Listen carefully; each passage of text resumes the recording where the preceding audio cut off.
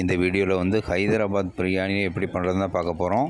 சிக்கனில் எப்படி பண்ணுறது, மட்டனில் எப்படி பண்ணுறதுன்னு பார்க்குறோம். சரியா? ஃபஸ்ட் வந்து சிக்கனில் பார்த்துருவோம். இதில் வந்து சிக்கனில் வந்து நார்மலாக நம்மகிட்ட அவைலபிள் மசாலா, மெயினாக சில்லி பவுடர், பின்ன கரம் மசாலா, பிரியாணி மசாலா இதெல்லாம் போட்டு வந்து கொஞ்சம் தயிர் போட்டு உப்பு இதெல்லாம் போட்டு மேரினேட் பண்ணி வைக்கணும் சிக்கனை.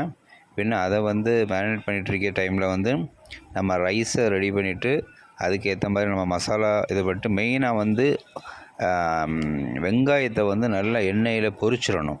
அந்த வெங்காய டேஸ்ட்டும் பின்ன முழுசாக வந்து போடக்கூடிய அந்த கரம் மசாலா டேஸ்ட்டு, தயிர், பின்ன ஜிஞ்சர் கார்லிக்கு, அதில் வந்து புதினா இதெல்லாம் போட்டு நம்ம வந்து வதக்கி போடுறது அந்த டேஸ்ட்டு. மெயினாக சில்லி பவுடர், அதே மாதிரி நம்மகிட்ட அவைலபிளாக இருக்க கரம் மசாலா வச்சு பண்ணணும். என்றைக்குமே நமக்கு அவைலபிளாக இருக்கக்கூடியது மசாலா வச்சு நம்ம நல்லா பண்ணிடலாம். இதில் மட்டன் அதே மாதிரி சிக்கன் இது ரெண்டு எப்படி பண்ணுறதுங்கிறது தான் நான் டீட்டெயிலில் அந்த வீடியோவில் போட்டிருக்கேன்.